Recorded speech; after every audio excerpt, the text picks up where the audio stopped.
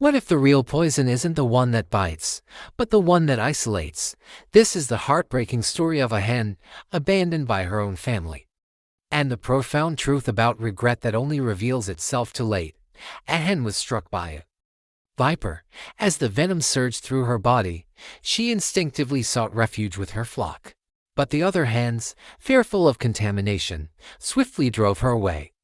They chose self-preservation over compassion.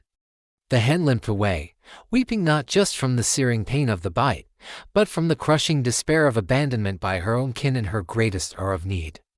She left, fevered and dragging one leg, vulnerable to the cold night air. With every step, a tear fell. The other hens watched her vanish into the distance, murmuring, "Let her go. She will die far away from us." Some even looked to the sky, anticipating the vultures, confirming their cruel prognosis. Time passed. Much later, a hummingbird arrived at the coop with a startling announcement: "Your sister is alive. She is recovering in a distant cave. But she lost a leg to the viper's venom and needs help finding food." A heavy silence fell over the coop. Then came the excuses. "I cannot go. I must lay my eggs. I cannot go. I must search for grain. I cannot go. I must look after my chicks." Every hen refused. The hummingbird returned to the cave, empty-handed. Time passed again. Much later, the hummingbird returned with devastating news: "Your sister has died. She passed away alone in the cave.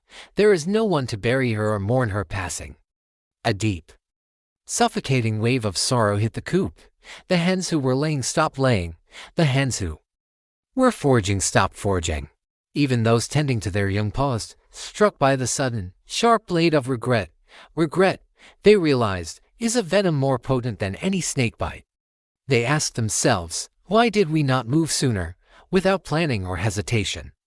They all raced toward the distant cave, weeping and wailing, having finally found a reason to visit, but it was far too late.